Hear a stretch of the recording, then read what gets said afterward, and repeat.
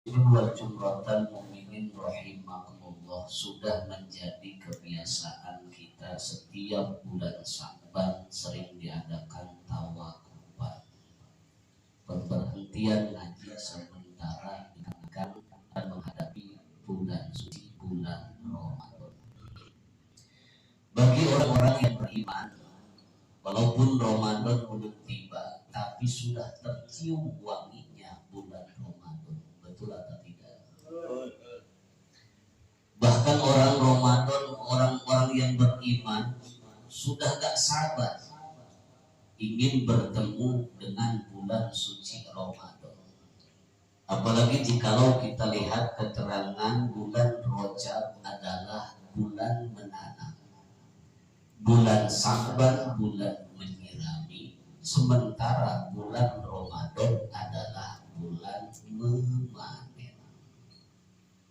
Tentu petani ketika akan panen dia bahagia, betul.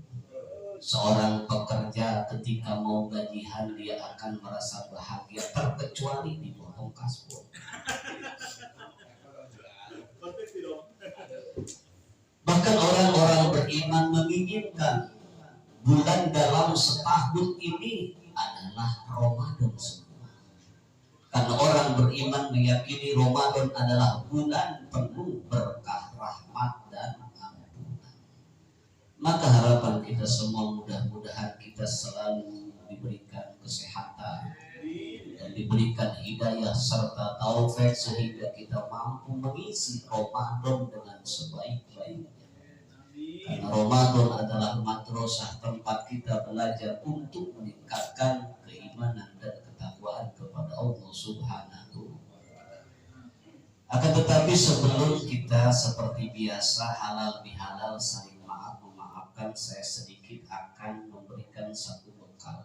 Mudah-mudahan manfaat untuk diri saya sendiri, umumnya untuk para jamaah hadirin semuanya, tentang azabus siyam, etika atau tata krama kita berpuasa, agar puasa kita jangan hanya mencapai syarat sah, tapi puasa kita mencapai syarat makbul, syarat diterimanya puasa.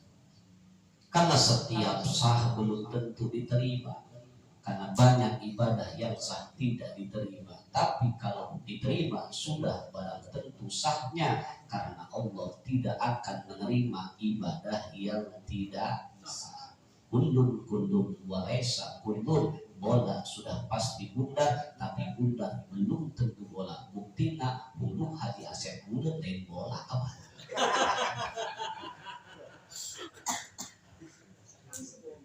Jadi ada dua hal yang harus kita perhatikan. Hal yang membatalkan puasa dan hal yang merusak pahala puasa. Sebelum menjelaskan itu semua, kita harus mengetahui apa sih yang dinamakan puasa. Jangan sampai kita mengucapkan tapi tidak tahu apa yang kita ucapkan. Menurut bahasa, puasa itu al-imsak, artinya menahan. Setiap menahan itu puasa. Menahan untuk tidak keluar rumah karena hujan, menurut bahasa itu puasa. Menahan untuk tidak batuk itu puasa. Menahan untuk tidak bersin itu puasa. Termasuk sampai menahan untuk tidak tentu itu puasa. Setiap menahan menurut lugat, menurut bahasa itu puasa.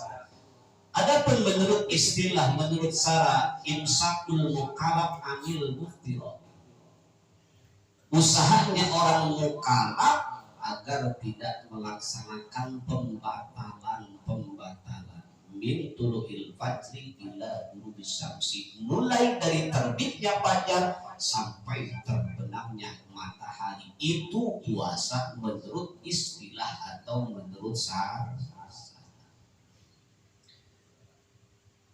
Akan tetapi di dalam kitab Bidayatul Hidayah kita jangan mengira bahwa puasa itu hanya menahan makan, menahan untuk tidak minum, menahan untuk tidak berkesenggama dengan istri kita di siang hari. Akan tetapi penting kita menahan anggota tubuh kita untuk tidak bermaksiat kepada Allah, bahkan sebaliknya digunakan untuk beribadah kepada Allah Subhanahu wa Ta'ala. Seperti mata, jaga mata kita dari perkara yang dibenci oleh Allah, yang diharamkan oleh Allah. Lisan kita jaga, jangan sampai berbicara hal-hal yang tidak bermanfaat, apalagi yang diharamkan oleh Allah Subhanahu.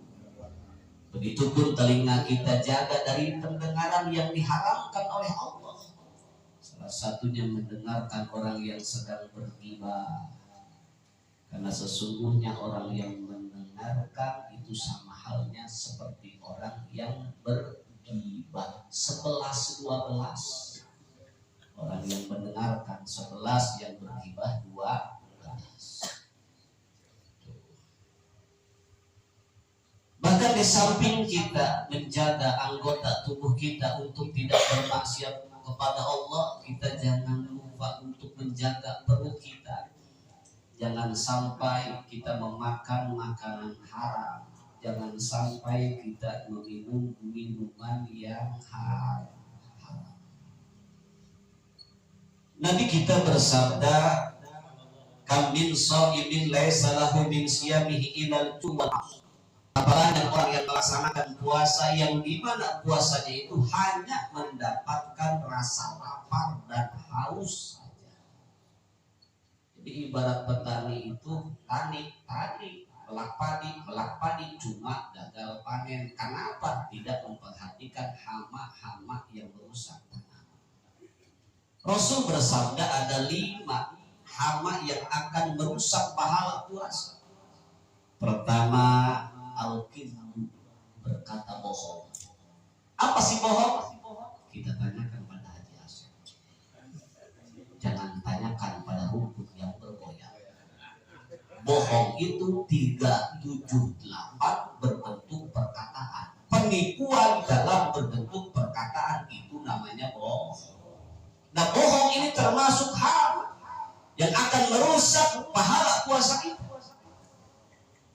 Yang kedua, ghibah. Membuka aib seseorang, membuka aib saudara kita. Ini pun sama hama yang akan merusak pahala puasa kita.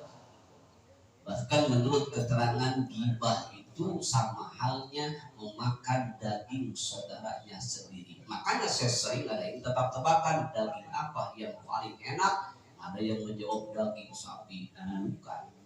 Daging kebo, bukan. Daging kambing, bukan. Yang enak daging manusia. Kenapa? Jangankan dimakan, diomonginnya mantap karena ruangan manusia. Yang ketiga, hama yang akan merusak pahala puasa, wan namimah. Apa sih namimah? Adu domba. Kalau bahasa kerennya provokator. Ada tetangga kita yang sedang berseteru, terus salah satunya atau dua-duanya curhat kepada kita, bukan didamai. Padahal kata Allah dalam Al-Quran, innamal mu'minuna ikhwatun, sesungguhnya orang-orang beriman itu bersaudara. Fa'aslihu baina akhwaikum, maka damaikanlah antara kedua saudara. Bukan didamaikan, malah dipanas-panasi. Kalau istilah bahasa kerennya kompor meledup. Nah, ini termasuk hama yang akan merusak pahala ibadah puasa. Wal yaminul kadibatu, sumpah palsu, sumpah bohong. Ini pun sama hama yang akan merusak puasa. Nah, ini perlu diketahui ya, kita ini terlalu mudah mengucapkan sumpah padahal kita belum diminta. Itu jadi sumpah riba akan menyebabkan hidup selalu susah, hidup selalu sulit. Kalau kita umpamanya ditanya orang atau dituduh orang, kalau memang enggak merasa, ya jawab tidak. Sebelum kita dipinta sumpah, jangan bersumpah. Bahkan orang Batak mengatakan apabila orang ketika berbicara dia sudah sumpah duluan, itu tanda orang berbohong. Ya yang dipercaya, yang dianggap, benar tak? Nah, Ini dengan mudahnya kadang-kadang kita mengucapkan sumpah. Iya, kalau kadang-kadang sumpahnya dengan atas nama Allah. Ini kadang-kadang bukan selain atas nama Allah. Kayak udah ribe.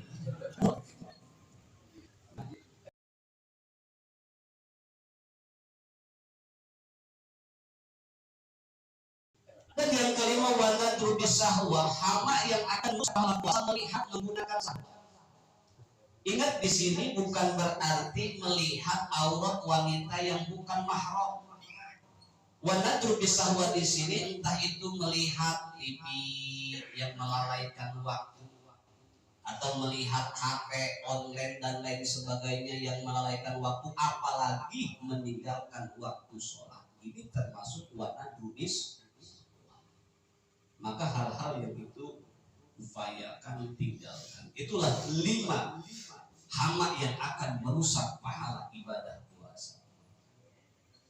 Di samping itu, kita harus berhati-hati ketika berbuka, harus memakan makanan yang halal, minuman yang halal. Jangan sampai ketika kita berbuka memakan makanan yang haram, meminum minuman yang haram. Allah tidak akan terima ibadah seseorang, istighfarnya, puasanya, sholatnya, jikalau di dalam perutnya terdapat makanan dan minuman yang haram.